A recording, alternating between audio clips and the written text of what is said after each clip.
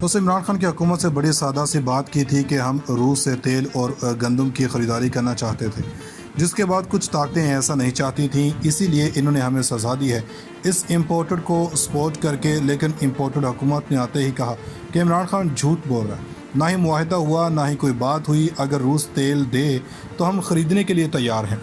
اب ان لوگوں نے جو بات کی، اب عوامی سطح کے اوپر یہ نہیں ہے کہ خطوط اور خاموشی کے ساتھ نہیں، بلکہ روس نے عمران خان کی آواز پر کس طرح لبیک کہا، اور اب حکومت پھنس گئی ہے۔ یہ لوگ سر جوڑ کر بیٹھ گئے ہیں، اب یہ سر جوڑ کر بیٹھ چکے ہیں۔ اب ان لوگوں نے کہا تھا کہ اگر ہمیں نکالا نہ جائے تو ہم اس پر بیٹھے رہیں گے۔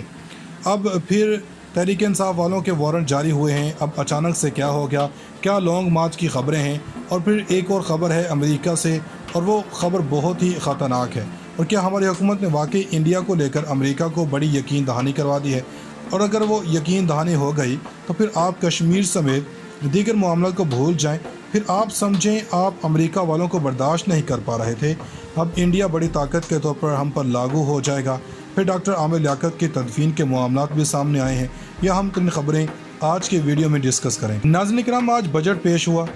ہم آپ کے سامنے نون لیگ کے بڑے اکانومسٹ ہیں، وہ بڑے معاملات کو دیکھتے رہتے ہیں، ان کی بات کریں گے۔ ان کی زبان میں انہوں نے کہا ہے کہ عمران خان کے دور میں ہماری جی ڈی پی گروتھ 6% سے اوپر گئی۔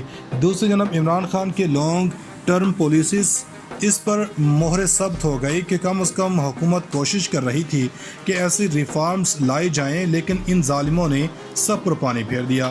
اب خبر سن لیں کہ ملکی زر مبادلہ کے ذخائر 69 کروڑ 54 لاکھ ڈالر کم ہو گئے، یہ تقریباً آدھا بلین ڈالر سے کم ہو گئے۔ ایک اور خبر سن لیں کہ پہلے موڈیز نے تمام صورتحال کو نیگیٹو کیا تھا، اب موڈیز نے 5 ایسے بینکوں کو سٹیبل سے نیگیٹو کر دیا، یعنی ان 5 پاکستانی بینکوں کے ساتھ بین الاقوامی کمپنیاں ہٹ جائیں گی۔ اب آتے ہیں روس کے معاملے کی طرف۔ جیو نے خبر لگائی ہوئی ہے کہ عمران خان کے دور حکومت میں ہمارے اور پاکستان کے درمیان گیس اور پیٹرولیم کے حوالے سے خریداری کے اوپر بات ہوئی تھی، لیکن معاہدہ نہیں ہوا۔ اب کوئی پوچھے کہ عمران خان نے تو کبھی بھی نہیں کہا کہ معاہدہ ہوا، یہ تو بات چیت ہو رہی تھی، لیکن اس سے پہلے ہماری حکومت ختم کر دی گئی۔ اب یہ ساری بات روس کے قونصل جنرل نے اپنی پریس کانفرنس کے دوران یہ اعتراف کیا۔ انہوں نے کہا کہ پاکستان کی ریفائنری نہیں، ہم رشین آئل نہیں خرید سکتے۔ انہوں نے کہا کہ یہ بالکل بکواس ہے اور یہ جھوٹ بول رہے ہیں، یہ سب کچھ ہے لیکن یہ حکومت خریدنا نہیں چاہتی۔ انہوں نے یہ بھی کہا کہ عمران خان کی بات چیت ہوئی تھی سستے تیل کی، مگر اس پر کتنی ڈسکاؤنٹ ہونی تھی اس کے بارے نئی حکومت ہی جانتی ہے، تاہم بات چیت ہوئی تھی اور تیل خریدنے کا معاہدہ نہیں ہوا تھا۔ انہوں نے کہا کہ اگر یہ حکومت ہمارے ساتھ بات چیت کرے تو ہم اب بھی پاکستان کو سستے تیل کی فراہمی کے لیے تیار ہیں۔ ایک جانب یہ صاحبان فرماتے ہیں کہ چونکہ ان پر پابندیاں عائد ہیں اور اس لیے روس سے تیل نہیں خرید سکتے۔ اب دوسری جانب خبر سن لیں کہ پاکستان وہاں سے سستی گندم کی درآمد کے بارے میں سوچ رہا ہے، یعنی تیل نہیں خریدنا جس سے اکانومی کو فرق پڑے، لیکن گندم امپورٹ کریں اور پاکستان کی گندم ایکسپورٹ کریں۔ یہ پاکستانی کاروباری افراد کا فائدہ ہے، پاکستان کا بھٹا بٹھانا ہے۔ تو اب عمران خان کو اس ڈیمانڈ پر روس آج بھی کھڑا ہے، لیکن ہماری حکومت نہیں اس کے پیچھے جا رہی۔ کل ہم نے بتایا تھا کہ اپنے رہنماؤں کو نواز شریف نے کہہ دیا کہ 4 مہینے میں الیکشن کی تیاری کے لیے کہہ دیا ہے کہ 4 مہینے میں تیار ہو جائیں، لیکن دوسری طرف زرداری کہہ رہے ہیں کہ یہ حکومت اس وقت تک چلے گی جب تک وہ چاہیں گے۔ لیکن اب ضمنی الیکشن کے حوالے سے دیکھ لیں کہ اب پنجاب میں ایک سیٹ پر پیپلز پارٹی کو موقع نہیں دیا گیا، اب مختلف پارٹیوں کے سربراہوں کو عشائیہ دیا گیا، اور اس اہم ترین عشائی میں ان لوگوں نے زرداری کے گھر میں یہ سب کچھ ہوا ہے، اور بنیادی طور پر ان لوگوں نے معیشت کی بحالی کے لیے بات ہوئی ہے۔ اب عوام کو تو پتہ ہے کہ اس طرح کی میٹنگ میں ایسی بات ہوئی ہے۔ اب بات یہ ہے کہ جیسے ہی بجٹ پاس ہونا ہے، اس کے فوری بعد اس حکومت کے جانے کی طرف کام ہونا شروع ہو جائے گا۔ یہ ایسے کام کریں گے کہ ہمیں کام نہیں کرنے دیا گیا۔ اب ذرا خبر سن لیں یہ کتنے پریشان ہیں۔ کل مریم بی بی کہہ رہی تھیں کہ اب وہ لانگ مارچ کا اعلان نہیں کر رہے، اب شفقت محمود حماد اظہر کے وارنٹ جاری کر دیے گئے ہیں۔ خبر یہ ہے کہ 25 مئی کو جو توڑ پھوڑ کی گئی ہے اس کیس میں گرفتار کر لیا جائے گا۔ کر لیں گرفتار، اگر رانا ثناء اللہ نہیں دکھائی دیے تو کر لیں۔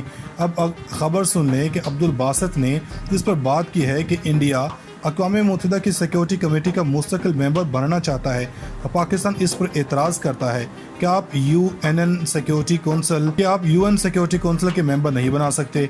इस तरह बैलेंस ऑफ पावर डिस्टर्ब हो जाएगा। वहाँ पर बात हुई है कि ब्लिंकन ने कहा है कि अगर ऐसा मामला आए तो पाकिस्तान इसकी मुखालफत करेगा, लेकिन अब्दुल बासित का कहना है कि पाकिस्तान ने यकीन दहानी करवा दी है कि पाकिस्तान इसकी मुखालफत नहीं करेगा। अब कश्मीर को भूल जाएं, फिर इसका मतलब यह है कि हम पहले 5 पावर्स मान नहीं, अब भारत हमारे सर पर सवार हो जाएगा।